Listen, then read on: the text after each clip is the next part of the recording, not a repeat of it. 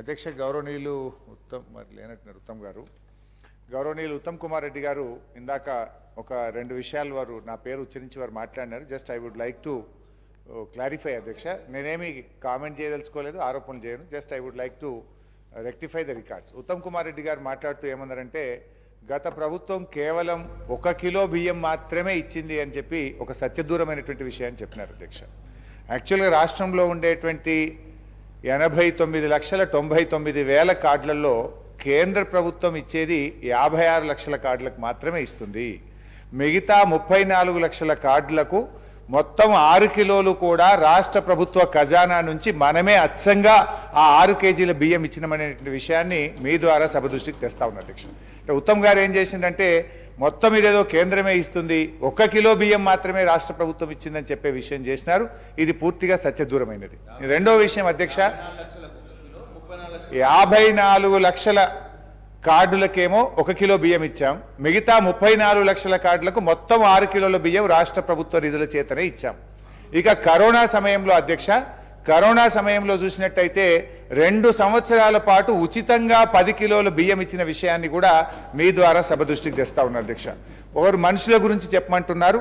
మొత్తం 2,90,00,000 మంది మనుషులకు మనం బియ్యం ఇస్తే ఇందులో 1,85,00,000 మందికి కేంద్ర ప్రభుత్వం 5 కిలోలు ఇచ్చింది, మిగతా కిలో మనం ఇచ్చాం.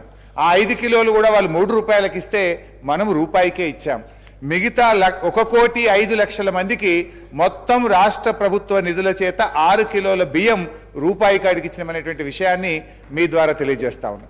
రెండో విషయం, వారు ఇన్ని కోట్లు ఖర్చు పెడితే కాళేశ్వరంలో పారింది తక్కువ, అది నెక్స్ట్ ఇరిగేషన్ మీద వచ్చినప్పుడు నేను డీటెయిల్గా చెప్తాను. కానీ just I would like to rectify the record. వారు ఒక మాట ఏమన్నారంటే, మీరు నేను ఇక్కడ మంత్రి గారి దృష్టికి తెచ్చేది ఏంటంటే కల్వకుర్తి ప్రాజెక్టు మీ హయాంలో నిర్మించారు, ఆయకట్టు ఏమి ఇయ్యలేదు. 75-80% నిధులు ఖర్చు పెట్టినా ఆయకట్టు రాలేదు. కానీ ఈరోజు మేము వచ్చిన తర్వాత ఆ పనులు పూర్తి చేసి 3,50,000 ఎకరాలకు ఆయకట్టుకు మేము నీళ్ళు ఇచ్చాం. సో అట్లనే పాలమూరు ఎత్తిపోతల్లో ఇలా ట్రంక్ పూర్తయింది, పంపులు పూర్తయినాయి, రిజర్వాయర్లు పూర్తయినాయి. మీరు కెనాల్స్ తవ్వితే మీకు కూడా ఆయకట్టు వచ్చేటువంటి అవకాశం ఉంటుంది. అట్లా మీరు ఈ రకంగా మా స్వీపింగ్ రిమార్క్స్ వద్దు, నేను డీటెయిల్గా మీరు డిస్కషన్ పెట్టినాడు మొత్తం సవివరంగా కూడా మేము చెప్తాం అధ్యక్ష. లాస్ట్ పాయింట్ అధ్యక్ష, గౌరవ ముఖ్యమంత్రి గారు కూడా ఒక విషయాన్ని ఇప్పుడు సభలో మాట్లాడినారు అధ్యక్ష. జస్ట్ అది కూడా నేను I would like to set right the record అధ్యక్ష. నేనేమి ఆరోపణలు చేయడానికో ప్రత్యేకంగా మళ్ళీ కొత్త విషయాలు చెప్పడానికో కాదు అధ్యక్ష, only to rectify the records అధ్యక్ష. పేజ్ నెంబర్ 32లో అధ్యక్ష గౌరవ ముఖ్యమంత్రి గారు అందులో నుంచే వారు నా పేరు తీసుకొని విషయం చెప్పారు అధ్యక్ష. ఏమన్నారంటే, మనం 2014-15 రాష్ట్రం వచ్చినాడు 303 రోజులు మన రాష్ట్రం సర్ప్లస్ ఉండేది. కానీ మరి హరీష్ రావు గారు ఫైనాన్స్ మినిస్టర్ అయిన తర్వాత పూర్తిగా సర్ప్లస్ దినాలు తగ్గినాయి అని చెప్పారు అధ్యక్ష. కానీ ముఖ్యమంత్రి గారు కానీ ఇవాళ అందరూ కూడా ఏం చేస్తారంటే కన్వీనియంట్ అంశాలు తీసుకుంటున్నారు. ఎక్కడైతే మేము పాజిటివ్గా ఉన్నామో దాన్ని విస్మరిస్తూ ఉన్నారు. 2014-15లో 303 రోజులుంటే మా ప్రభుత్వం వచ్చిన 2015-16లో 364 రోజులు సర్ప్లస్ ఉన్నాం. మరి ఆ విషయాన్ని ఎందుకు చెప్పారు? 2016-17లో 304 రోజులు సర్ప్లస్ ఉన్నాం. 2017-18లో 245 రోజులు ఉన్నాం. 2018-19లో 250 రోజులు ఉన్నాం.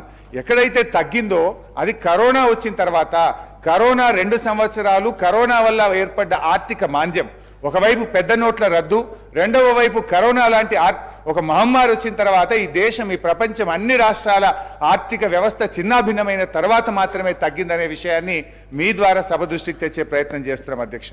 అయితే అధ్యక్ష, ముఖ్యమంత్రి గారు కేంద్ర ప్రభుత్వంతో కలవద్దా అన్నారు.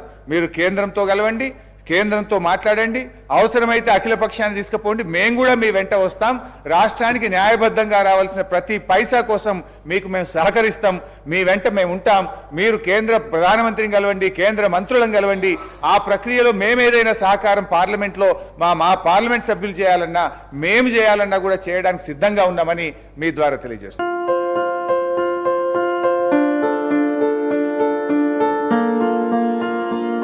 సంస్కృతి సాంప్రదాయం, ప్రేమ, ఆప్యాయత, రాజసం ఉట్టిపడే వేడుకలకు అనువైన ప్రదేశం ఎంఎల్ఎన్ కన్వెన్షన్ హాల్. కని విని ఎరుగని రీతిలో జరిగే మీ ఇంటి కళ్యాణ వైభోగానికి అందమైన కళ్యాణ వేదిక MLN convention hall. MLN convention hall ప్రత్యేకతలు: సువిశాలమైన wedding halls, centralized AC, banquet hall మరియు విశాలమైన డైనింగ్ హాల్, వధువరుల కోసం ప్రత్యేక ఏసీ మరియు నాన్ ఏసీ గదులు, నక్షత్రాల వెలుగులో పచ్చని పచ్చికపై పార్టీల కోసం అనువైన గార్డెన్. ఎంఎల్ఎన్ కన్వెన్షన్ లో సీసీటీవీ పర్యవేక్షణతో పూర్తి భద్రత. ఎక్స్పీరియన్స్ అండ్ ప్రొఫెషనల్ వర్కర్స్ గల అన్నపూర్ణ గ్రూప్ వారి సేవలు.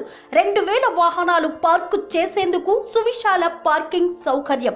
మీ ఇంట జరిగే అన్ని శుభకార్యాలకు, పెళ్లి, reception, engagement, birthdays, get together, corporate events, ఏ ఇతర శుభకార్యాలకైనా అందమైన వేదిక ఎంఎల్ఎన్ కన్వెన్షన్ హాల్. బుకింగ్ కోసం సంప్రదించండి 7550438888 మరియు 7550428888. మా అడ్రస్ చీర్యాల లక్ష్మీ నరసింహస్వామి దేవాలయం ప్రక్కన, near outer ring road, Keesara junction, Cheeryal గ్రామం, మేడ్చల్ జిల్లా.